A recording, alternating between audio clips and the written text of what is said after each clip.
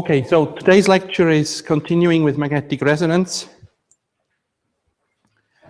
And we'll first address the question of how do we detect the MR signal. Then we'll revisit the rotating frame description, and we'll ask the question, what is the equivalent of that in the quantum mechanical description, since magnetic resonance in itself is a manifestation of quantum mechanics. And so since we've spent some time on the rotating frame description, the question is, what is it good for? So we'll illustrate the justification for this description. And then, of course, we'll have the return of the magnetization. How does the magnetization return to thermodynamic equilibrium, which eventually it does? How is that described? And finally, we'll end with a description of the question on how is the behavior of the magnetization in the presence of an external magnetic field. So, one thing that is really important, I've already mentioned last week, magnetic resonance itself, it's one equipment with many contrasts. But it's also one equipment with many parameters. So, MRI contrast really depends on the experimental parameters that are chosen. And so here's the first case, is the time after excitation. Here's what a brain image, it's a sagittal image, looks like. Here's the brainstem, the nose would be down here. So it's a cut like this, sagittal image. The back of the brain is here. This is 25 milliseconds after the excitation. This is what it looks like 50 milliseconds later. You can start to see some differences here. This is 75 milliseconds, and then this is 100 milliseconds. You just look at these four cases, and all we have varied here is one single parameter in this. And you can see the appearance of the image changes a lot. So it's crucial that one does not only know the type of equipment used, but also precisely what type of parameters were used in acquiring the image.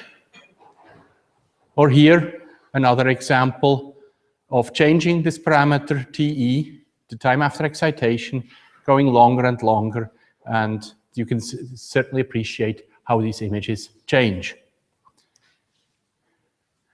Okay, second case I want to illustrate is the influence of the flip angle alpha, which we introduced at the end of last week's course, and the time between excitations, or repetition time. So, as a reminder, the flip angle of alpha is tilting the magnetization by an angle alpha relative to z towards the transverse plane, with 90 degrees being a full tilt.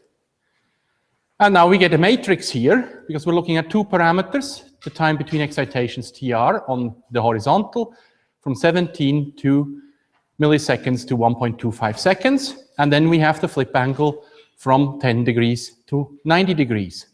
Going here, and you can see that the image does change quite appreciably with these parameters in this case. So we have here an image with relatively poor contrast, or here in this row, and down here we have a very dark image with some bright signals. What could these bright signals be? It actually turns out that under this condition, the magnetization is pretty much kept at zero. Every 17 milliseconds, the magnetization, whatever is along Z, is tilted into the transverse plane, except for magnetization that comes from outside of the imaging plane, and these are blood vessels. So what we're looking at here are blood vessels. Okay, so let's ask ourselves, what do we know about magnetic resonance so far? Well, we have things that we need. We need a nucleus that has a non-zero spin. The spin is zero, it's pointless, like C12. We need a magnetic field, static magnetic field, which we call B0. That we have seen we need to create a nuclear magnetization that is non-zero. So, with these two cases, we get the nuclear equilibrium magnetization. So imagine you're going into the magnet, and after a few seconds, you'll establish thermodynamic equilibrium And that's what we call the nuclear equilibrium or thermodynamic equilibrium magnetization, which we call M0. Its magnitude is given by the Boltzmann distribution, which we dealt with last week. So, to summarize, M0 increases with the number of spins in the voxel. So the more that we have, the better. It increases with static magnetic field B0, and it increases with the gyromagnetic ratio. Those are three fundamental effects, contributions to which influence the magnitude of this equilibrium magnetization M0. Okay, and these are also the reason why imaging of the protons, that is the hydrogen nucleus in water, is most sensitive, and that is what is essentially used for MRI. Protons because it has the highest gyromagnetic ratio, and water because it has the highest number of spins per unit volume per voxel in our body. Because we are essentially just water. 80% of our body is water, whether we like it or not. Okay, we've also learned last week that the thermodynamic equilibrium magnetization M0 is parallel to the static magnetic field B0. That's what we get. We go into the magnet, an equilibrium magnetization builds up, and it's parallel to Z, parallel to B0. We've also learned the equation of motion, the Larmor equation, which is giving us the rate of change in the magnetization is equal to the vector product of the magnetization with the external magnetic field. Yeah, but wait a second. M0 is parallel to B0. So this is 0. So M0 does not precess, it does not move. And so the consequence is that this does not generate anything interesting. If we have a static magnetization that does not change in time, there's nothing that we can measure. There's nothing of interest that changes. So that's, and on top of that, that does not generate a measurable signal. So obviously we have to do something about this. And I'll go now in the reverse direction, and I'll ask first the question, how is the MR signal detected?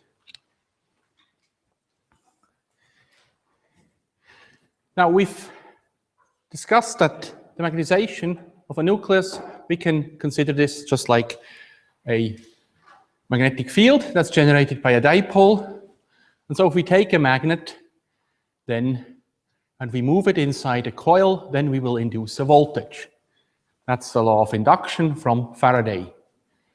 So we have the electromotive force is essentially equals to the negative of the time derivative of the magnetic flux. Magnetic flux here is given by this surface integral of the magnetic field times the unit vector of the surface. So here's the vector dA. We've got the vector dA here. And now what we have in MR, our subjects do not move inside the magnet. So the surface area over which we integrate is constant. So we're really looking at, to induce a voltage, we're looking at the change of the magnetic field. And so essentially for magnetic resonance, the induced voltage is given by the change in magnetic field with time. So we have an induced voltage. This induced voltage gives a current. This current produces a magnetic field that opposes a change in magnetic field, magnetic flux that produces a current. And this is essentially the same thing as power generation. So whether you do it by hand or what we do in bicycles with the generators or power plants is the same thing. And I'll just give a experimental demonstration in a short while.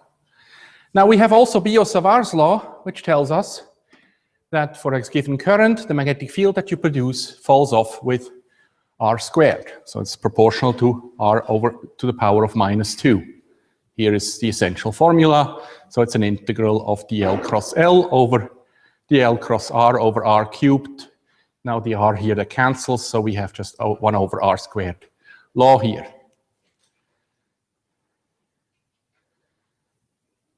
So I want to first demonstrate this,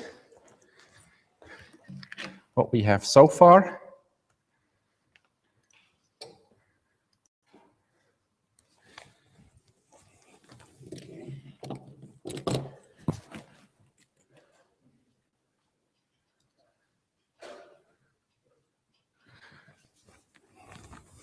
So what I have here on your left is a generator. So we have here, we have coils. You can see the copper here on the screen. There's a copper coils, and then here in green is a magnet. Okay, this magnet is as if we had magnetization, and the coils, the output of the coils is connected to these 3 light bulbs here. And so just like with power generation, that's the essence of what drives the lightning here, what drives our computers. All the power generation relies on that. We have a change in magnetic flux. Here it's a changing magnet. That produces an induced voltage. And if we have a closed circuit, then we have a current flowing. And so I can make the light bulbs light up. And of course, the faster it rotates, the higher the voltage is, because dB dt increases. Now, we don't use it in MRI, but the equivalent thing is if we keep the magnet constant, that's on your right here. So we have, in blue, static magnets.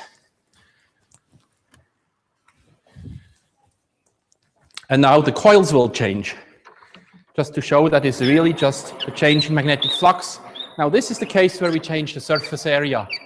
Magnetic field doesn't change, but the surface area changes, and we have here on top the light bulb that has the current flowing through. Okay, so these are essentially Faraday's laws of induction. If we have a change in magnetic field with time, we have an induced voltage, and this induced voltage, in this case, we use to generate power. In MR, of course, we can't produce power, otherwise we would use MRI to run our appliances here.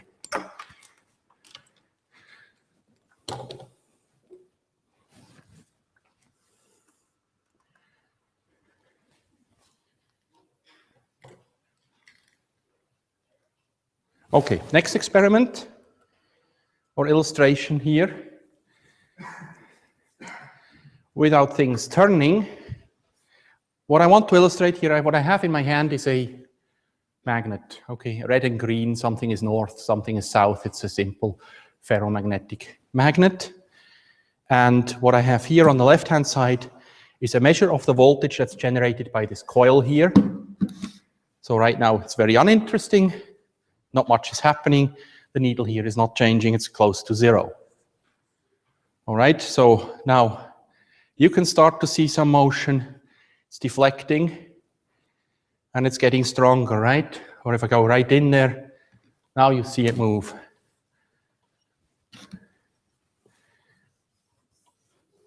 So strong effect here. If I move it here out, it's less. So that's the strong spatial dependence of the magnetic field that is generated by now this magnet. I can generate also the magnetic field here with this coil. Now I'm going to run the DC current, and I'll just turn it on. So you'll see the DC current here, and on the left side, you'll see the voltage that's been induced. Now we have current, but it's static, so it doesn't induce any voltage. If I'm further away, I'll hardly see the effect of changing the current here. So again, the distance is important. So that's the illustration of good old Mr. Faraday here that rules this. So there are consequences for the MR experiment. And now, after having shown this, I want to go through this by an animation. So we've got a bar magnet here. Let's say we just have a simple solenoid here. It's simpler than what I just showed you in terms of configuration.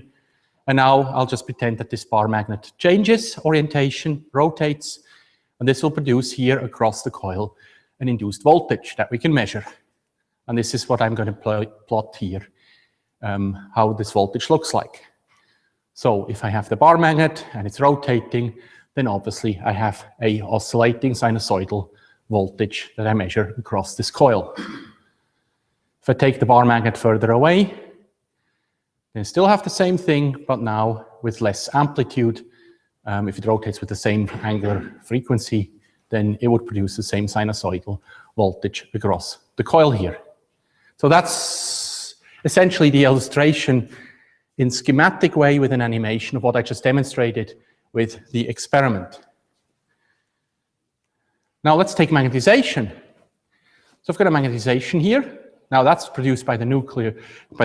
I have a nuclear magnetization here. I have a coil here, same way, and I'm going to measure the electromotive voltage produced across the coil, the electromotive force. If the magnetization changes its orientation, then also we have a change in induced voltage in the coil, and this will change also in sinusoidal fashion. And likewise, if I move this magnetization away, then we will have a much weaker effect. So it's the same magnetization, but now the coil, this copper loop here is further away from the magnetization. This will produce less of a voltage in the coil. Okay, so the magnetic field of a dipole decreases strongly with distance, so the voltage that we induce in the coil decreases with distance, and as we will see, that has consequences on the design of magnetic resonance equipment. Now here a side word on the generation of an RF field. It is the same process, but in reverse. So we'll have a coil here, just a simple loop. And now we'll apply a sinusoidal current across this coil here. So we're producing a coil current. We'll show the amplitude here changing. And then we'll look at the B1 field that this generates. So if I drive the coil with a sinusoidal current, then according to the laws of electrodynamics, then we will produce a B1 field. Now, as we discussed at the end of the last lecture, this actually produces, with one coil, produces a linear B1 field, but we can decompose this into two rotating components. One that rotates in the proper way, that fits the Larmor frequency, and the other one that goes in the wrong direction. It doesn't match the precession of the magnetization. And we'll discuss that later today, why the second component is not relevant. But, so this is a simplification here. This is not really a circular polarized, but I'm just showing one of the circular polarized components here. Then, of course, if I go further away from the coil hasn't changed, the current doesn't change. Now what I have is the magnetization, the B1 field that's produced in amplitude, of course, is much smaller. So it's the same thing, but just in reverse. Detection, we detect the change in magnetic flux produced by the magnetization that rotates. Here we apply a current to the coil, and we produce a B1 field that rotates, that varies with the angular frequency. So as a consequence, the B1 field that we can generate with a coil also decreases with distance. That's according to the law of Biot-Savart. So that's as a side note. We won't be talking more about how we generate the B1 field. So now, what does an MR detector actually look like? I've just given you sort of general principles, and so I'll give you now some examples. Okay, as we've just seen in the preceding argument, distance is important. It makes no sense that I take a coil, I'll put it here, and I'll have my patient back here, and here's the magnetization that precesses. This does not produce any induced voltage that I can measure. So I need to be close to the organ of interest so that I have an appreciable voltage that I can measure. So distance is very important, and obviously the distance varies with organs. So essentially the RF coil, the MR detector, has to be optimized for the investigation of interest, or something like this. Okay, this poor hippo is squeezed into the coil. From a physicist standpoint, that's ideal. The coil is as close as it can be to the trunk of the hippo. Do you think the hippo is happy? Obviously not. So the ideal thing would be to have a coil that is huge. You know, take a tunnel. You just walk in there, you stand in there, don't even know you're an MRI, and you do the scanning. At that point, however, the problem is the distance is too far away, so you get no signal. So it's a balance between what the physicist would like to have, the hippo, the coil around the hippo, and what the patient would like to have, and that is comfort. So one has to find a trade-off there. So there is really not a coil that fits all applications. And so there's specialized cases. These are coils for head examinations, different sizes. Here's an example with a subject in there, and this is what we call a bird cage coil, because it looks like a bird cage. Just close off the bottom, put a bird in there, and it pretty much is a bird cage. And it's literally in the literature called a bird cage.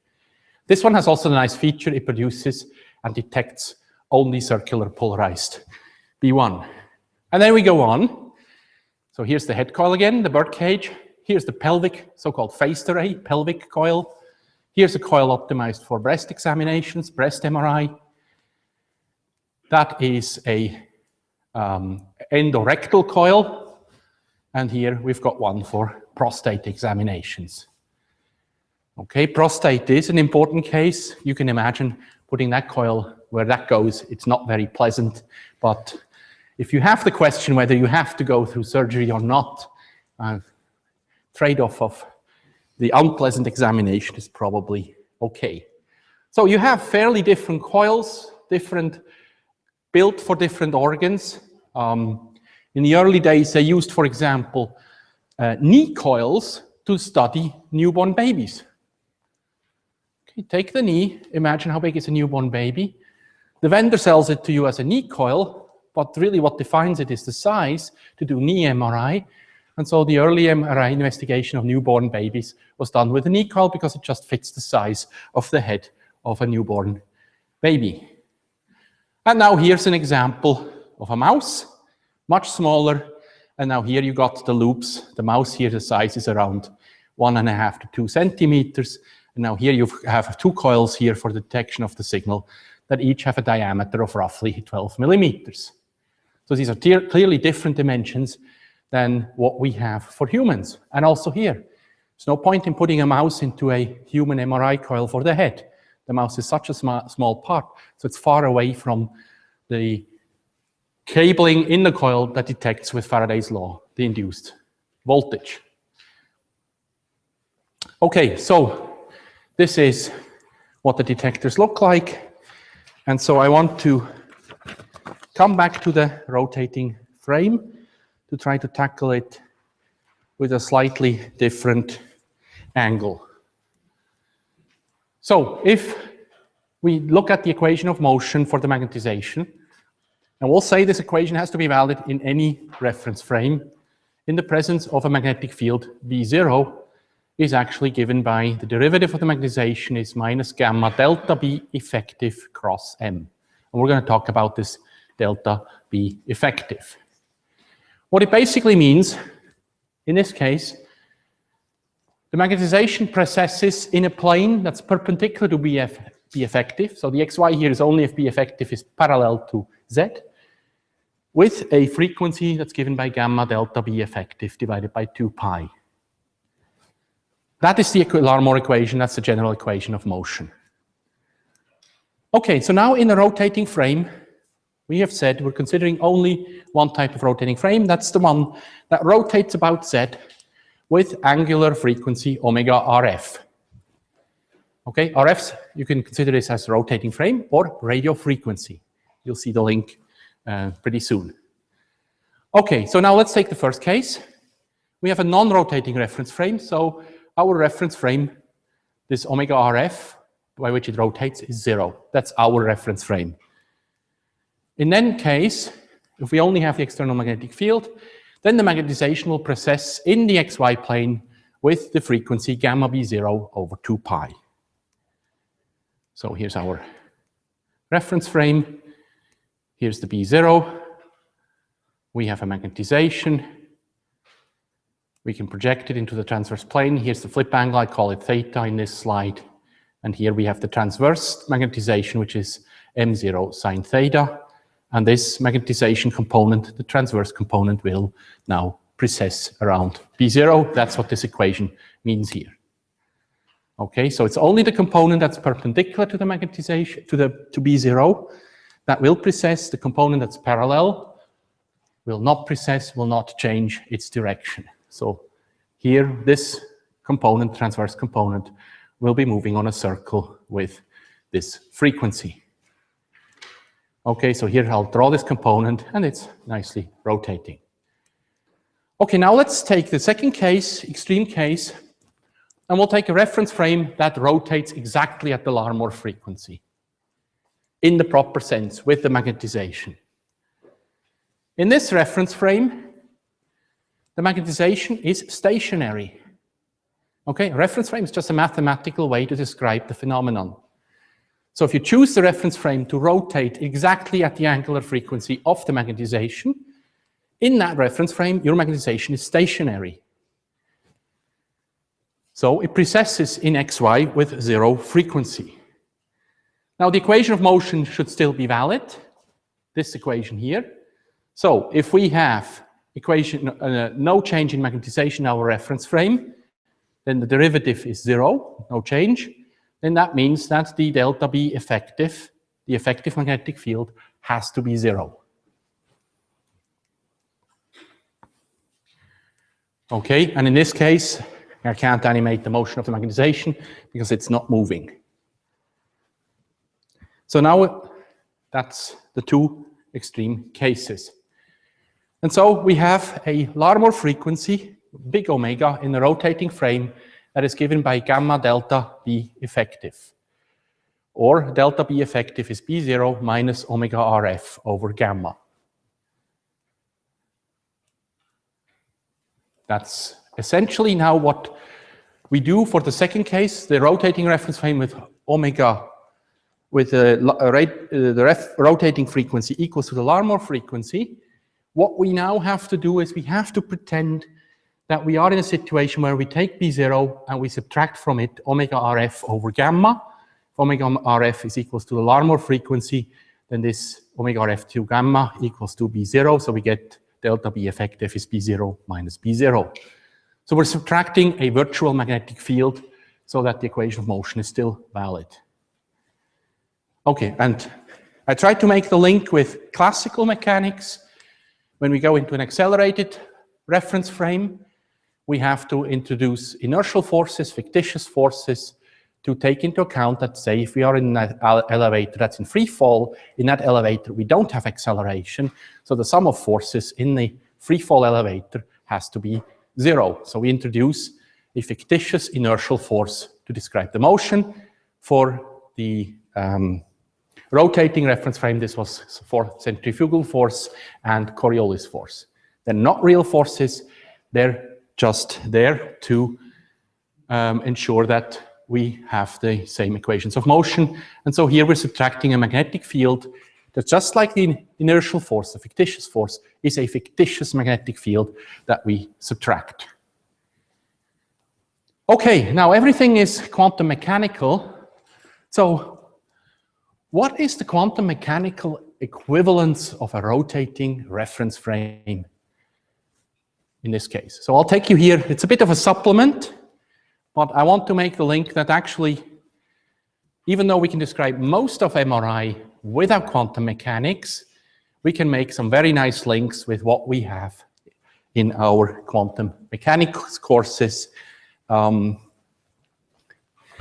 those who are, this is way over your head, there might be some.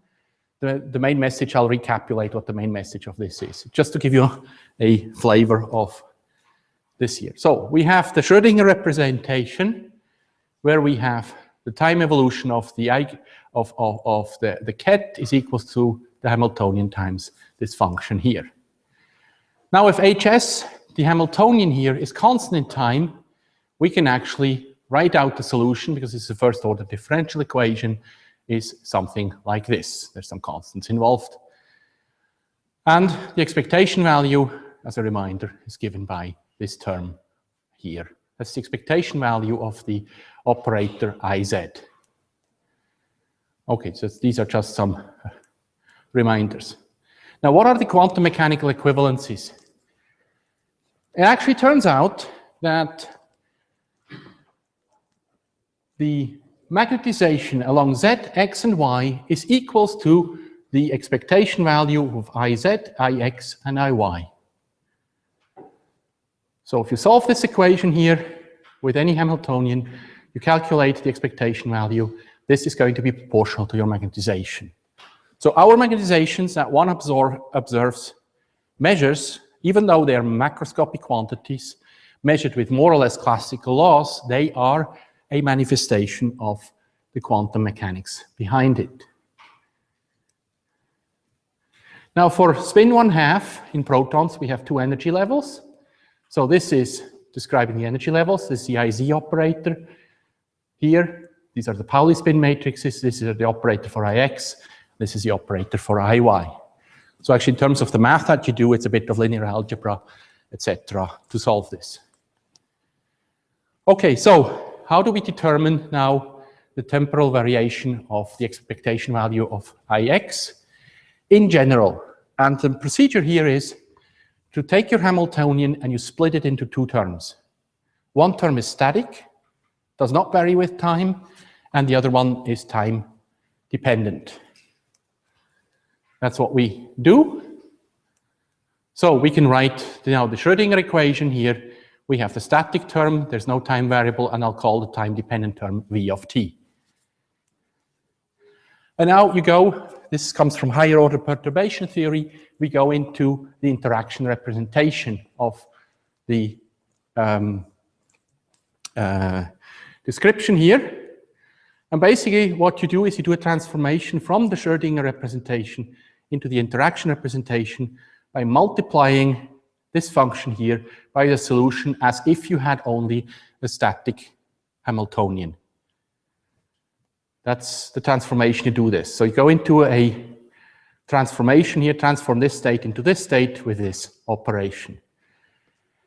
When you do that, you can actually show, and I'm not going to show it, that's not the point here, then you can rewrite now the Schrödinger equation in the interaction representation, and it will look like this. So you got the derivative of the function here, times this Vi of t. Now this is the transformed V of t in the interaction representation, and here's the transformation given. Okay, now for spins, what is the static Hamiltonian? Well, the static Hamiltonian is the Hamiltonian that corresponds to the static magnetic field. The static magnetic field is along Z, so it's given by the term Iz.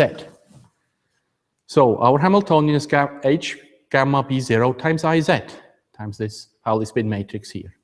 That's our static Hamiltonian. And then the solution becomes, if we have a B1 field here, which varies with omega Rf, the solution, this is the V of t. I'll give you a B1 field. We have a B1 field along X and along Y that varies sinusoidally, and here's some constants. And so now the question is, what is this Hamiltonian, which we associated with the B1 field, what is its representation in the interaction representation? Okay, you can just guess. What would it be? We want it to be simple. Well, it turns out in the interaction representation, this V1, Vi now, becomes constant. So this is higher order perturbation. There's one condition that it needs to satisfy for this to be valid, and that is that the static term dominates the Hamiltonian. Okay, or in other words, if you look at your Hamiltonian, which is a superposition of these three operators here, what it means is that the diagonal elements in the resulting Hamiltonian are much bigger than the off-diagonal elements. Or in other words, B0 must be much bigger than B1. Then this approximation is a valid approximation. Okay, so we have another set of quantum mechanical equivalences. The static magnetic field, which we describe along Z, is actually proportional to Iz, this Pauli spin matrix, and B1 along X or B1 along Y is proportional to these operators. Those are the quantum mechanical equivalences.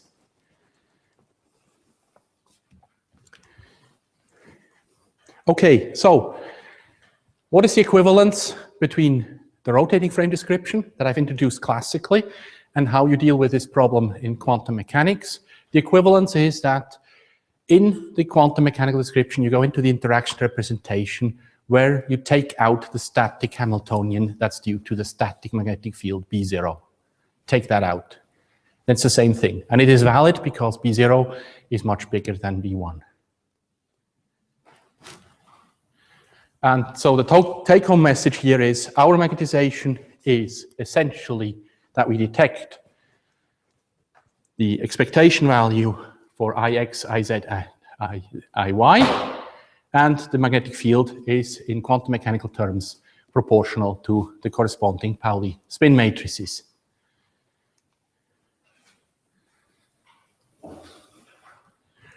Okay, so this is quantum mechanics, and that's all of quantum mechanics for this course. So we'll stay with the classical description. We'll talk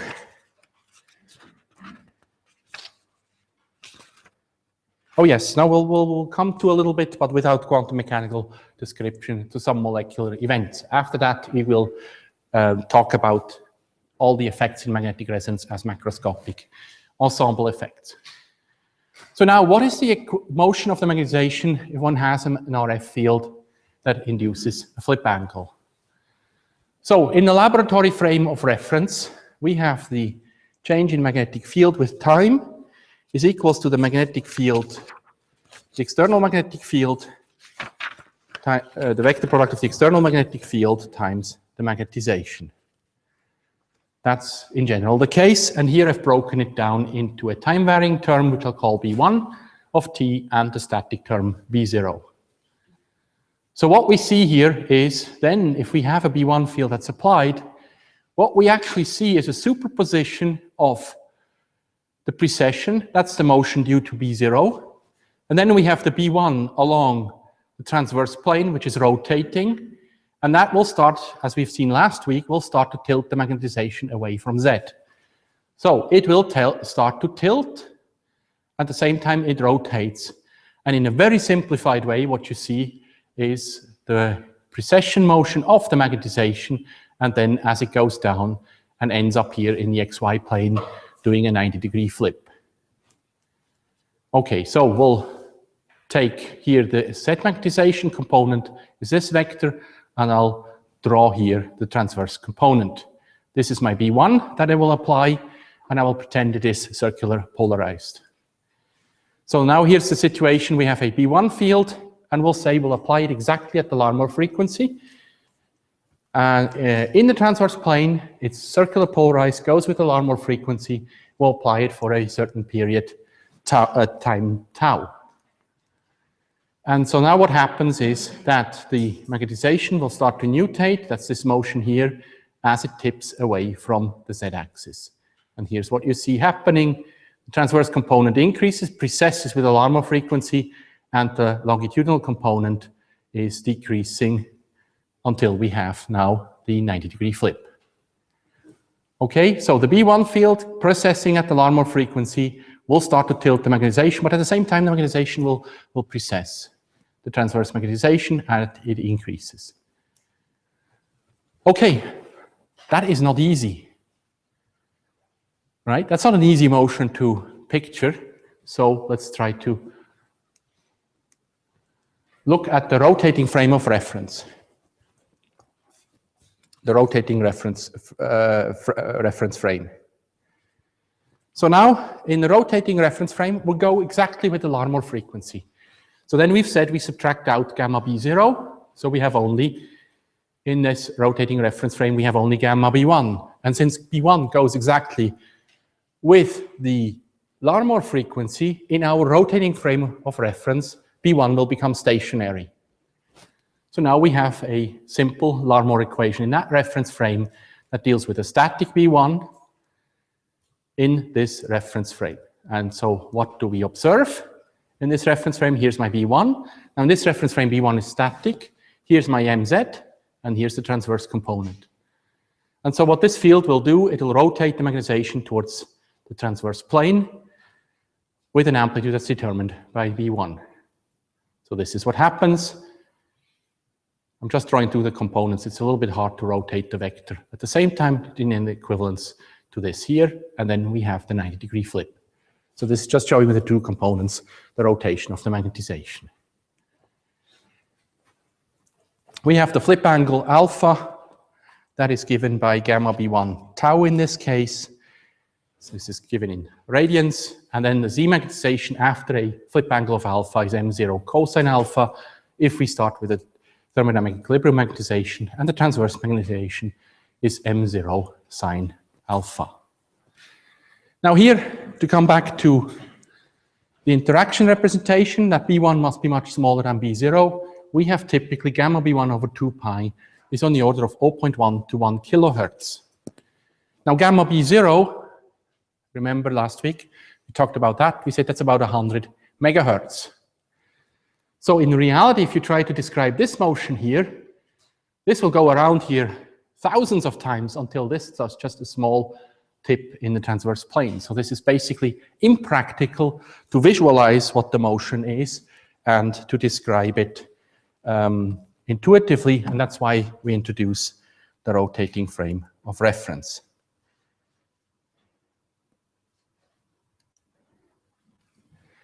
Okay, and this will bring me to the last experiment. We'll do this just before the break.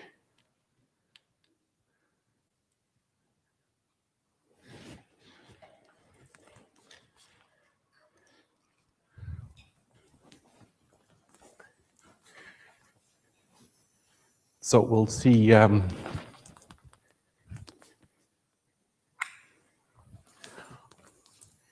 Okay, you'll see it on the screen. What we have is a bar magnet in the direction of the black pointer here, so it's rotating. So this thing has an angular momentum, it has a dipole moment, and we have on the outside, we have the two coils, Helmholtz pair, that produces a magnetic field.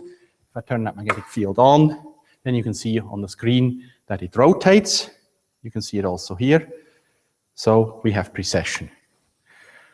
Now, what I'm going to try to do is an experiment that's hard to do, but this is my B1. Okay? So I will have to start this ball here. It's not easy. Sometimes it works, sometimes it doesn't. Then I'll have the external magnetic field that makes it precess. And if I then rotate this at the right frequency, namely at this guy's Larmor frequency, I'm going to be able to change its orientation. Okay, this is a simulation of the spin experiment. Chances of success are minimal, but sometimes I've been successful.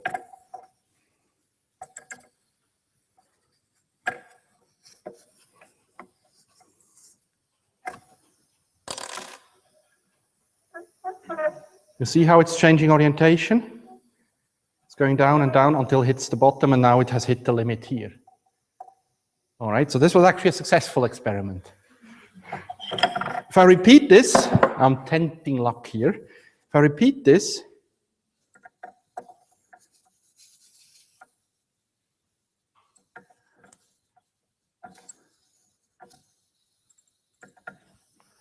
you'll see now, it does not change its orientation. The magnetization stays constant. That's the Larmor equation. So without this external field, it will not change its orientation. We just got the external static field.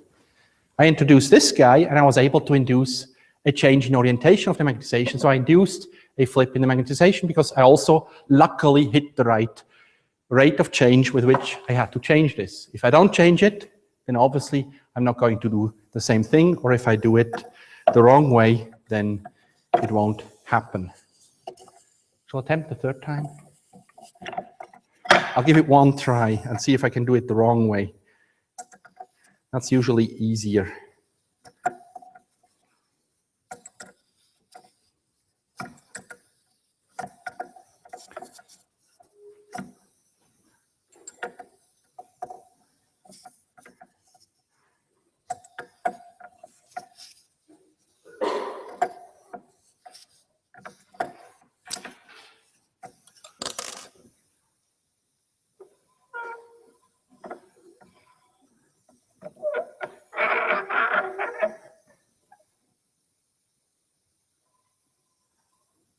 Do I have the magnetic field on? Yeah. So now I'm bringing it down, and now I brought it down. So it has flipped.